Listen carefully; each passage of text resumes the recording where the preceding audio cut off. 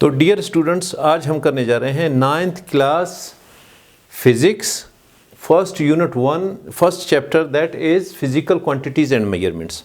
तो आज physical quantities and measurements के जो एंड पे एक्सरसाइज में गिवन क्वेश्चंस हैं, जो प्रॉब्लम्स हैं, वो हम करने जा रहे हैं। तो प्रॉब्लम नंबर 1.1 प्रॉब्लम क्या कहता है? A body in your class is 1.6 metre tall. अगर आपकी क्लास में कोई चीज़ उसकी हाइट है 1.6 metre, what will be his height in millimetre and micrometre. तो मिलीमीटर और माइक्रोमीटर में उसकी हाइट किसके बराबर है? तो क्या है कि 1.6 metre, this is height in metres. तो मीटर क्या है? This is a big unit. अगर आप बिग यूनिट को स्मॉलर यूनिट्स में कन्वर्ट करना चाहें तो सबसे पहले आप इसके देख लें कि कन्वर्जन फैक्टर्स क्या बनते हैं। तो 1 metre, this is equal to, 1 metre में कितने मिलीमीटर हैं? तो 1 मीटर में 1000 मिलीमीटर हैं। तो 1000 को हम आप 1000 लिख लें या 10⁻³ मिलीमीटर लिख लें। तो 1 मीटर इक्वल्स टू 10⁻³ मिलीमीटर। और 1 मीटर में माइक्रोमीटर कितने हैं? This is 10⁻6 micro. माइक्रो को हम म्यू से जाहिर करते हैं और मीटर के लिए आप एम लिखते हैं। तो it means 1 metre equals to, 1 metre में 10⁻³ या 1000 मिलीमीटर्स हैं। ये तो आपको ज़बानी भी पता है कि 1 मीटर में 1000 मिलीमीटर्स हैं। और 1 मीटर में 10⁻6, तो 10⁻6 कितना बनता है? 10 लाख।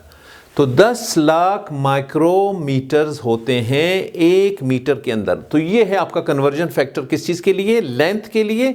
अगर लेंथ को आप मेजर कर रहे हैं मीटर्स में, तो आपको क्वेश्चन में क्या पूछा जा रहा है कि आपकी क्लास में अगर कोई चीज़ उसकी हाइट 1.6 मीटर है तो उसे आप मिलीमीटर्स में कितने की इक्वल ट्रीट करेंगे और माइक्रोमीटर्स में आप उसे कितने की इक्वल तस्वर करेंगे। तो this is equal to 1.6 metre है, तो मिलीमीटर में ये किस चीज़ के बराबर है? तो bigger unit to smaller unit अगर आपने कन्वर्ट करना है, उस सूरत में आप कन्वर्जन फैक्टर को क्या करेंगे? मल्टीप्लाई कर लेंगे। तो 1.6 के साथ कन्वर्जन फैक्टर 10⁻³ मिलीमीटर है। तो 1.6 इंटू जो कन्वर्जन फैक्टर है आप उसके साथ मल्टीप्लाई कर लें, तो ये आपका आंसर आ जाएगा मिलीमीटर्स में। इसी तरह आप माइक्रोमीटर के लिए कन्वर्जन फैक्टर के साथ इसी 1.6 को मल्टीप्लाई कर लें, 10⁻6 माइक्रोमीटर। तो 10⁻6 के साथ आपने माइक्रो लगाना है, माइक्रोमीटर, और उसके साथ आपने मिलीमीटर लगाना है। तो इस सूरत में आप इसे फर्दर इस तरह लिख सकते हैं, 10⁻³ ये किस चीज़ की इक्वल है? ये इक्वल है 1.6 इंटू 1000 मिलीमीटर।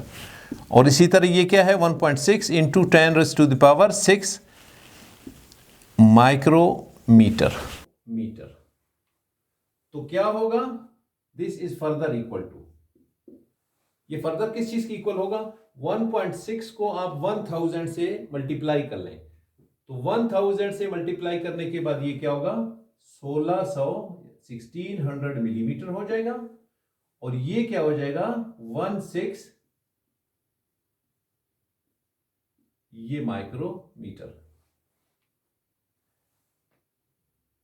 यानी 1.6 मिलियन माइक्रोमीटर हो जाएगा। सो this is your answer for, this is answer for question number और प्रॉब्लम 1.1। इसके बाद हम करने जा रहे हैं प्रॉब्लम 1.2। तो प्रॉब्लम 1.2 में क्या है? The mass of neutron is 1.675 into 10⁻⁻27 kg। तो न्यूट्रॉन के लिए जो मास है ये कांस्टेंट वैल्यू है, ये सबको पहले से पता है। आप इसे जबानी भी अपने जहन में रख लें कि 1.675 into 10⁻⁻27 kg, this is mass of the neutron. तो इस मास ऑफ द न्यूट्रॉन को क्या कर रहा है कि convert into gram and milligram, convert into gram and milligram. तो मास ऑफ द न्यूट्रॉन आप लिख लें सॉल्यूशन में, mass of neutron equals to 1.675 into 10⁻⁻27। अब आपने क्या करना है? केजी को ग्राम बनाना है, केजी को आपने ग्राम बनाना है। तो कन्वर्जन फैक्टर क्या होगा? 1 kg इक्वल्स टू 1000 ग्राम। 1000 ग्राम। अब क्या है, ये कन्वर्जन फैक्टर है, यानी 1000 ग्राम या 1 kg, आप इसे इस तरह भी लिख सकते हैं 10⁻³ ग्राम। तो कन्वर्जन फैक्टर आपका क्या होगा, 10⁻³ और साथ में आपने क्या लिखना है, ग्राम। तो आप इसके साथ अगर मल्टीप्लाई कर ले कन्वर्जन फैक्टर को, तो आपका वैल्यू ग्राम में आ जाएगा। 1.675 इंटू 10⁻⁻27, ये तो मास है, किलोग्राम में था। अब 1 किलोग्राम के लिए आपने 10⁻³ ग्राम के साथ मल्टीप्लाई कर देना है। तो अब 10⁻³ बेस 10 यहां पे भी आ रहा है, यहां पे भी आ रहा है। जब दो बेसिस सेम हो तो आप बेस को एक दफा लिख लें और पावर्स को ऐड कर लें। तो ये क्या हो जाएगा, 1.675 इंटू 10⁻⁻27 प्लस 3 ग्राम। तो -27 प्लस 3 क्या बनेगा, -24। तो ये क्या होगा, 1.675 इंटू 10⁻⁻24 ग्राम।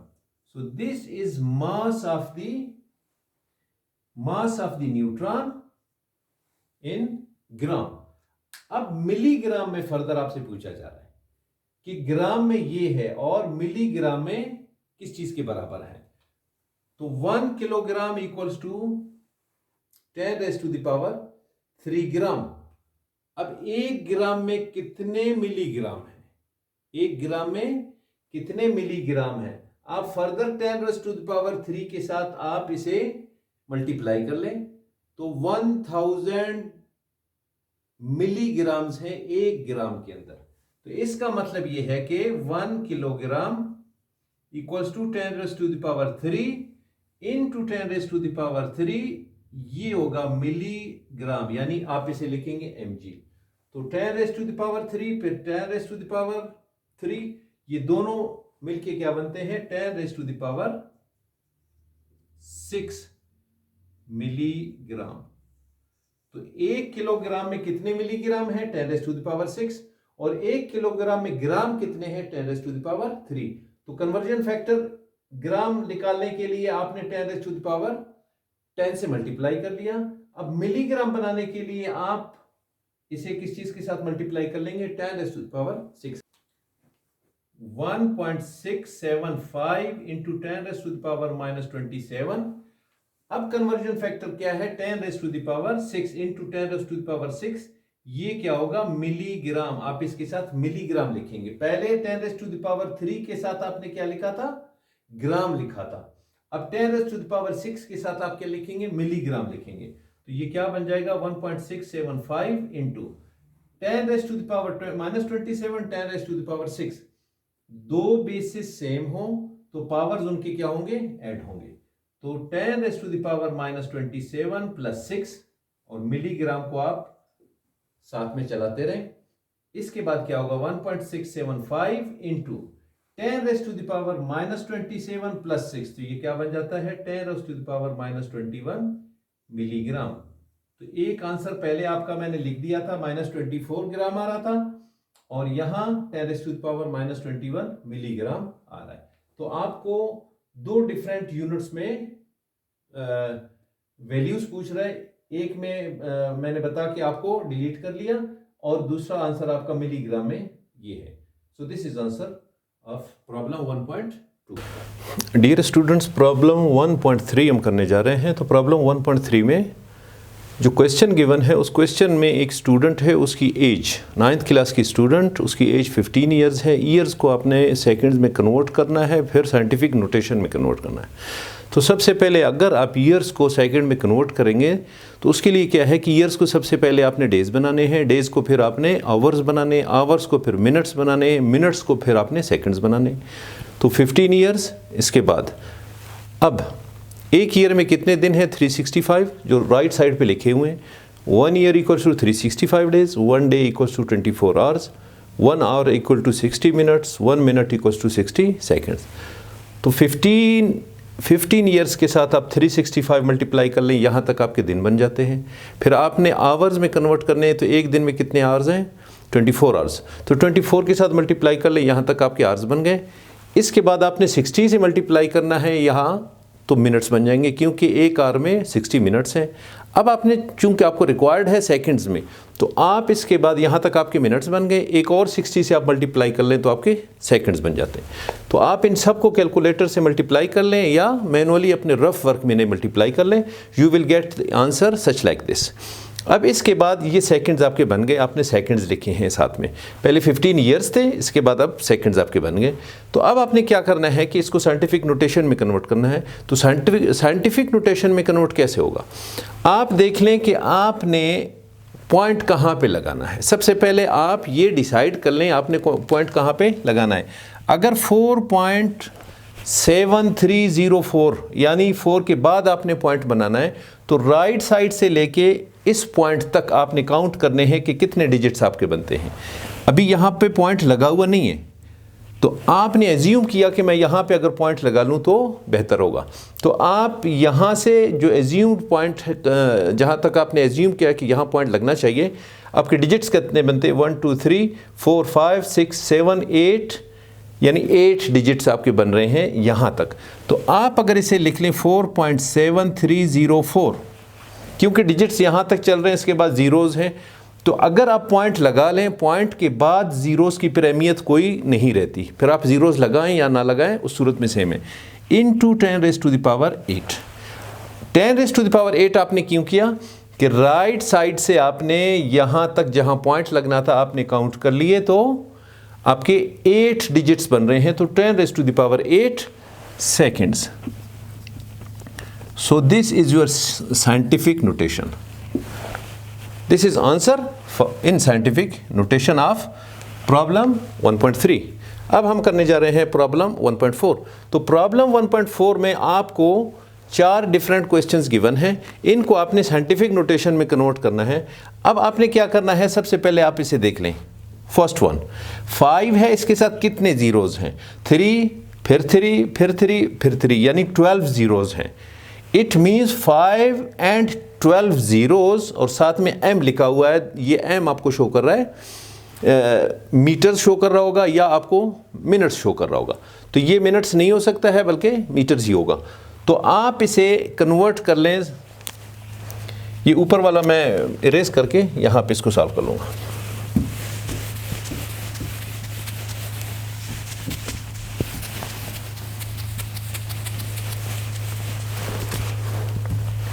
अब question problem 1.4 part A. Part A में क्या है कि आप देख लें, इसमें कोई पॉइंट गिवन नहीं है। तो जब पॉइंट गिवन नहीं है और आप राइट साइड पे ज़ीरोज़ काउंट कर लें, एक आपके पास इंटीजर गिवन है, बाकी सारे ज़ीरोज़ हैं। तो 3 3 3 3, अगर यानी ये 12 ज़ीरोज़ बन रहे हैं। अगर आप इसे 5 × 10⁻12 लिख लें, 12 ज़ीरोज़ हैं, तो ए के लिए आपका आंसर क्या होगा,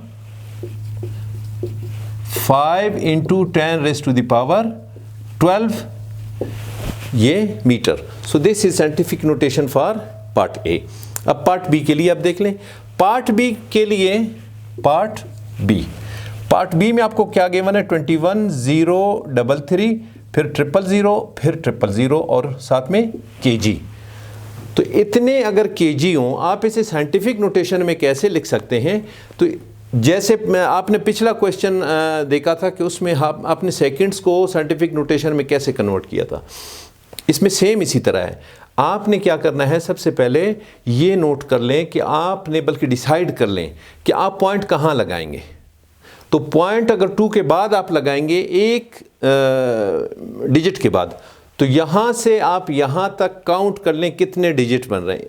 आप एज्यूम कर लें कि यहाँ पे आपने पॉइंट लगाना है, तो यहाँ से यहाँ तक आप राइट साइड से काउंट कर ले 1 2 3 4 5 6 7 8 9 and 10। तो ये क्या होगा, 2 पॉइंट, यहाँ पे अब पॉइंट आप लगा लें 2.1033।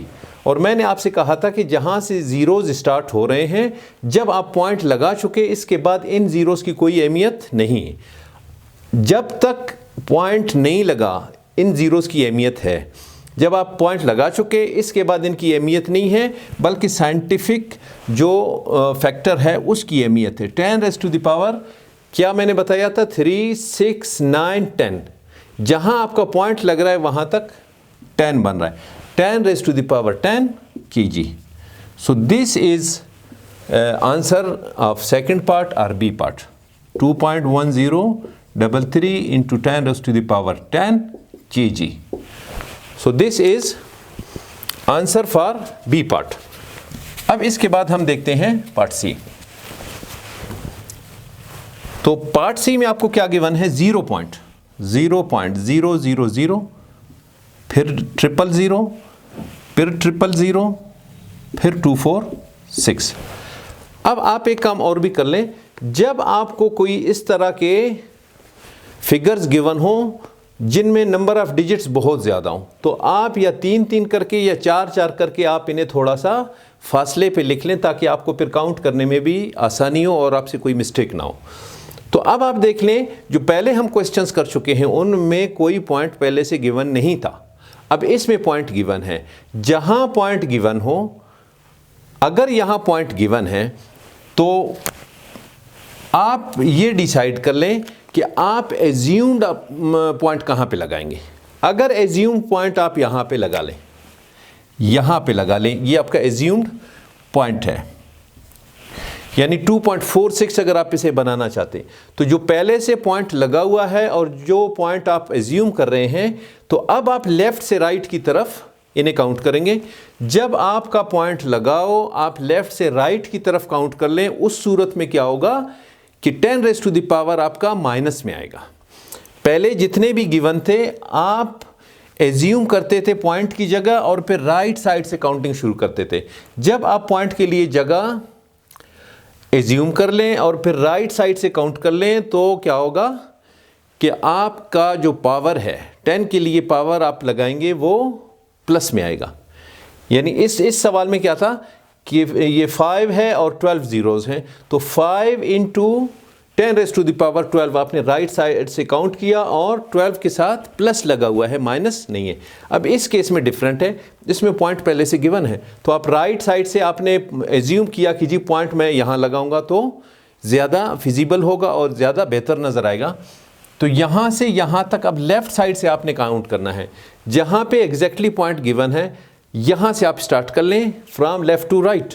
तो ये 1 2 3 4 5 6 7 8 9 10, तो क्या होगा, इसे आप 2.46 लिख लें। 2.46 जो आपने एज्यूम किया था into 10 raise to the power minus 10।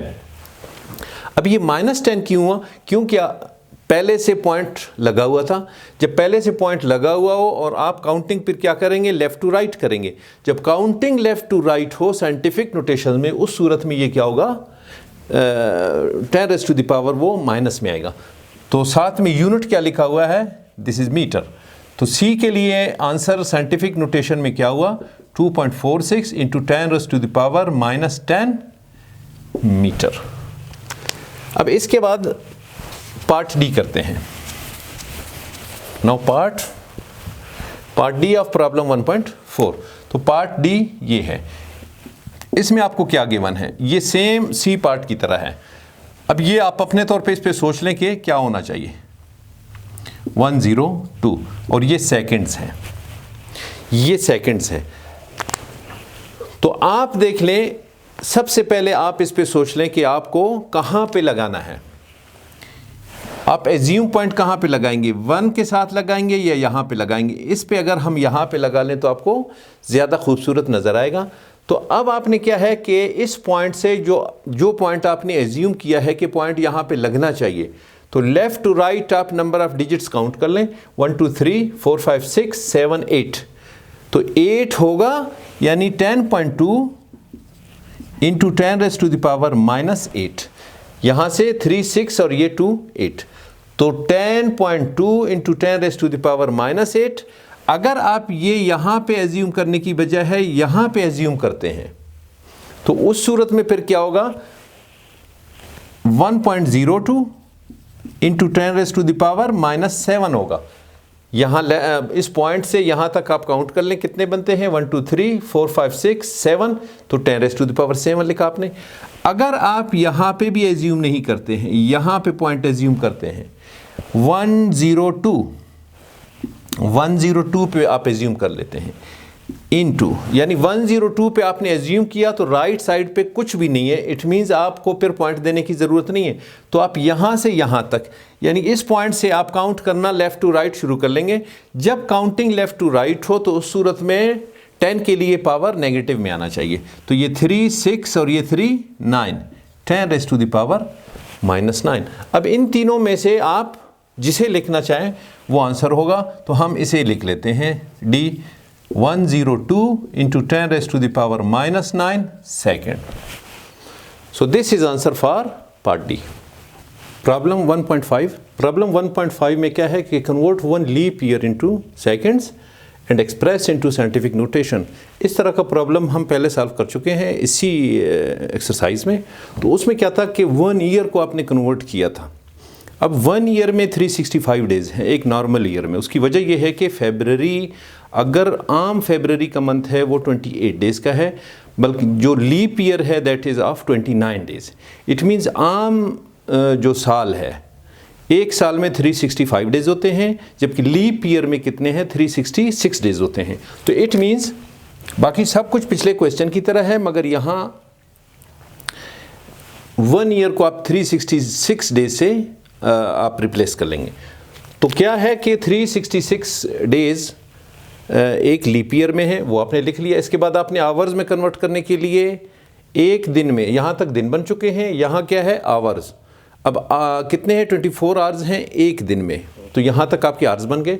इसके बाद मिनट्स बनाने हैं, तो एक घंटे में कितने मिनट्स हैं, 60 हैं, 60 से आपने मल्टीप्लाई कर लिया, यहाँ तक मिनट्स बन गए। अब चूंकि आपको रिक्वायर्ड सेकंड्स में है तो आपने 60 के साथ मल्टीप्लाई कर लिया तो आपके सेकंड्स बन गए।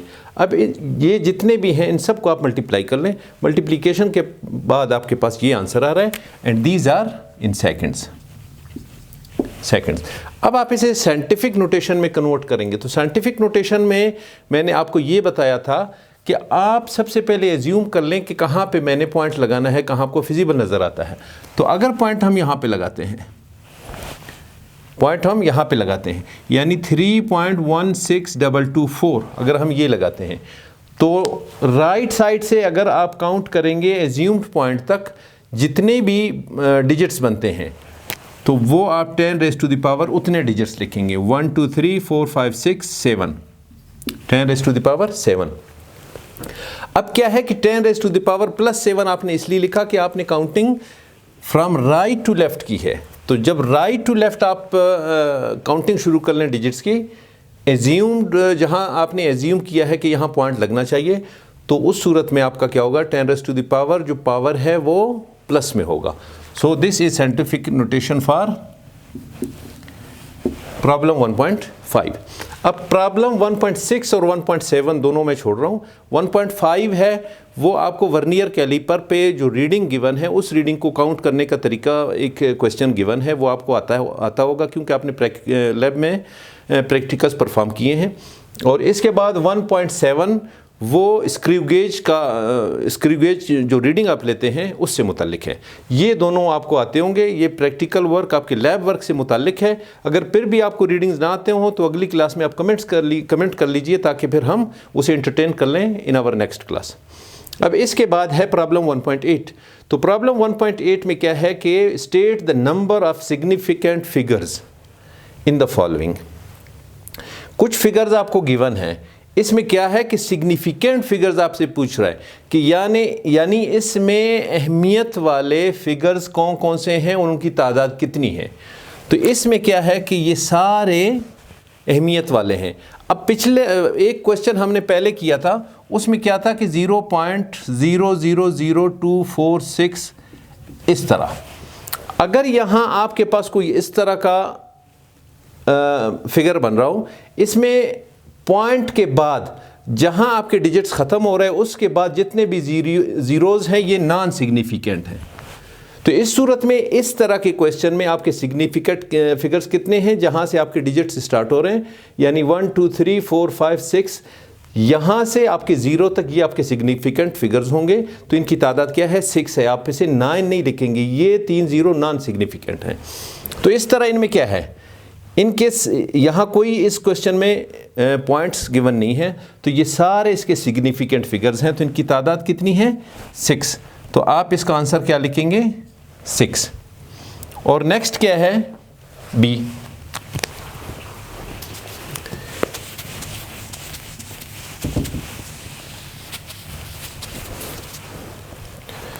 तो प्रॉब्लम 1.8 में पार्ट ए के लिए सिग्निफिकेंट फिगर्स की तादाद क्या है, 6 है, और पार्ट बी में सिग्निफिकेंट फिगर्स की तादाद क्या है, 4 है, और सारे ये सिग्निफिकेंट है, इसमें कोई पॉइंट नहीं है, तो इट मीन्स बी पार्ट में सिग्निफिकेंट फिगर्स आपके 4।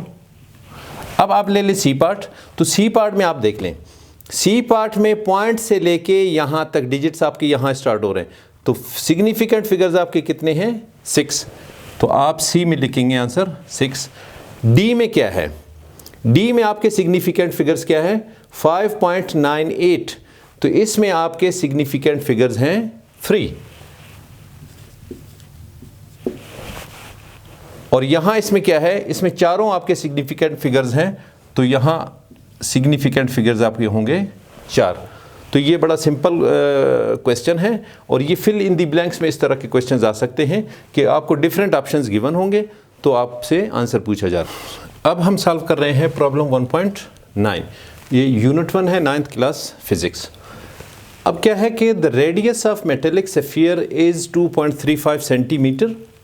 Calculate its volume using the formula V equals to 4/3 pi r cube up to reasonable number of significant figures.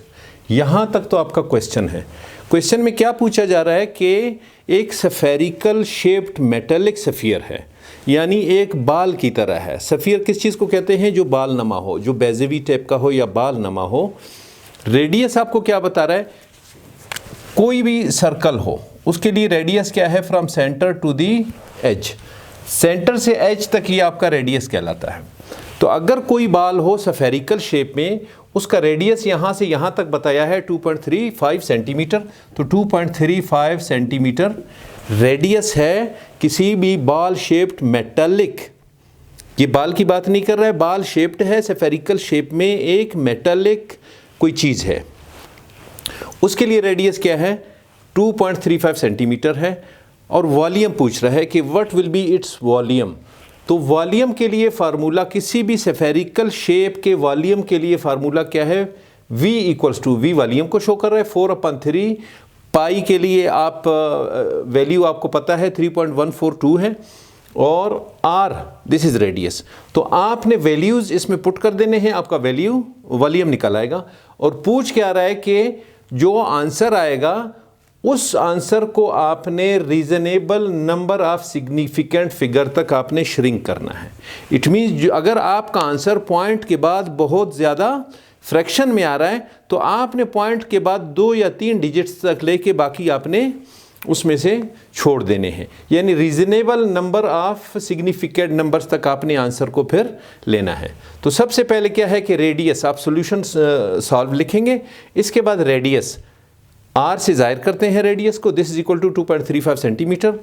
V आप इंटरोगेशन साइन देंगे कि ये आपको अननोन है, you are going to find it.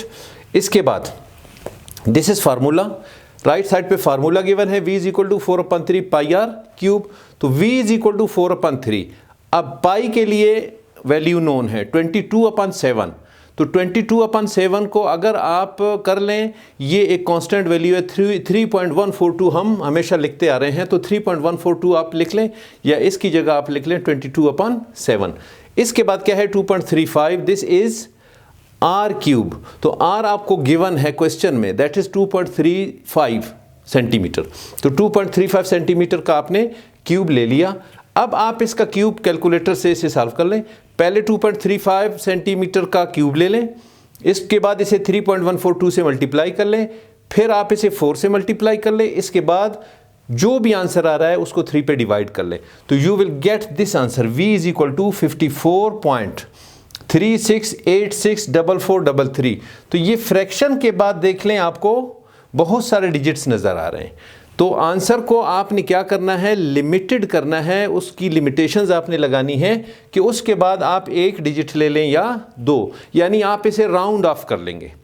तो round of आपने पढ़ा और सुना होगा कि जब भी आप राउंड ऑफ करते हैं तो आप पॉइंट के बाद 1 डिजिट लेते हैं या 2 ले लेते हैं, और 2 के साथ वाले को आप देखते हैं कि अगर 5 या 5 से अबव हो तो लेफ़्ट साइड पे आप फिर 1 पॉइंट का इजाफा कर लेते हैं। तो वॉल्यूम क्या रहा है 54.36864433 सेंटीमीटर क्यूब। अगर आप इसे आंसर को लिमिटेड करते हैं reasonable number of significant figures तो आप 54.4 आप ले लें, 3 है, आपने इसे राउंड ऑफ किया तो आपने 3 के बाद वाला जो डिजिट है उसे देखना है, अगर वो 5 है या 5 से अबव है तो उस सूरत में आप फिर साथ वाले को 1 पॉइंट बढ़ा देते हैं, 3 है आप इसे 4 कर देंगे। अगर ये 5 से कम हो तो आप फिर इसे 3 लिख लेंगे और बाकी चीज़ों को आप एलिमिनेट कर लेंगे, तो ये आपका क्या होगा, ये राउंड ऑफ होगा। तो 54.4 सेंटीमीटर क्यूब। आप इसे इस तरह भी लिख सकते हैं, और अगर आप इसे 2 डिजिट के बाद राउंड ऑफ करते हैं तो 54.3, ये 6 नहीं होगा क्योंकि इसके साथ वाला जो डिजिट है 8 है और ये 5 से अबव है, तो आप इसकी वजह से क्या करेंगे, इस 6 को 7 बना लेंगे, तो 37 सेंटीमीटर क्यूब। तो ये भी आपका आंसर हो सकता है, ये भी हो सकता है। अब क्या है कि सेंटीमीटर के साथ क्यूब हमने क्यों लिखा, उसकी वजह यह है कि वॉल्यूम के लिए यूनिट क्यूब है, वॉल्यूम के लिए यूनिट दैट इज़ क्यूब, वो आप पहले से जानते हैं। अब इसके बाद हम करने जा रहे हैं प्रॉब्लम 1.10। तो प्रॉब्लम 1.10 में आपको 4 पार्ट्स गिवन है, इनको आपने राउंड ऑफ करना है। राउंड ऑफ करने का तरीका तो आपने यहाँ पे सीख लिया कि जितने डिजिट्स तक आपने लेना है उसके साथ वाले को देखना है, साथ वाले को देख के आपने फिर अगर वो 5 है या 5 से अबव है तो आप इसके बराबर वाले को 1 पॉइंट बढ़ा देते हैं, तो ये आपका राउंड ऑफ होगा। तो अभी ये इनको हमने राउंड ऑफ करके लिख देना है, ऊपर में रेस करो।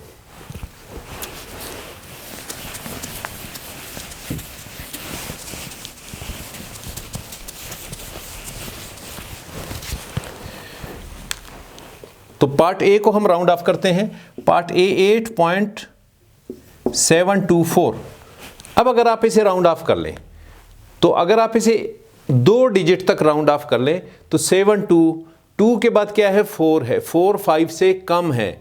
अगर ये 5 से ज़्यादा होता तो इसके बराबर वाला क्या बनता है, 2 है, इसको हम 3 बना लेते। अब चूंकि ये 4 5 से कम है तो हम इसे एलिमिनेट कर लेते हैं और 2 को हम 2 रहने देते हैं। तो ए के लिए आंसर क्या होगा, 8.72।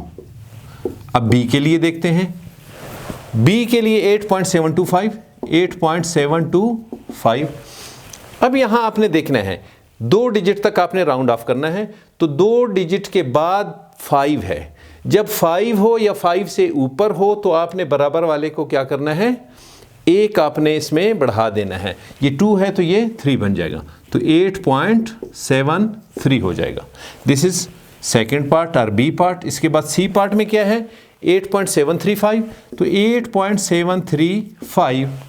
अब आप देख लें पॉइंट के बाद 3 डिजिट से आपने इनको 2 बनाना, तो 2 बनाने के बाद ये जो दूसरा डिजिट है आपका 3 है, इसके बराबर वाला जहाँ से आप इन्हें ख़त्म कर रहे हैं तो वो अगर 5 या 5 से अबव है तो आप इस 3 को 4 कर देंगे। अगर ये 5 से कम हो तो फिर आप इसे 3 रहने देंगे। अब चूंकि ये 5 है लिहाजा हम इसे 4 बना देते हैं, बाकी चीज़ों को हम सेम रखेंगे, तो 8.74। इसके बाद डी पार्ट। अब डी पार्ट में क्या है, डी पार्ट में 8.737 है, तो आप देख लें यहाँ तक आपने रहने देना है। इसके बाद राइट साइड पे जितनी चीज़ें हैं उनको एलिमिनेट करना है। तो ये 7 5 से अबव है, तो जब 5 से अबव हो तो इसके बराबर वाला 3 बनता है, इसको आपने 1 पॉइंट बढ़ा देना है, तो क्या बन जाएगा 8.74। So these are rounding off these parts of the problem number 1.10। तो इस तरह जितने भी प्रॉब्लम्स हमारे थे यूनिट 1 में, जो फिज़िकल क्वांटिटीज़ एंड मेजरमेंट्स का चैप्टर है, इसके हमने प्रॉब्लम्स मोस्टली सॉल्व कर लिए। अब इसके बाद अगली क्लास में हम नेक्स्ट चैप्टर के प्रॉब्लम्स इसी तरह सॉल्व कर लेंगे। Thank you.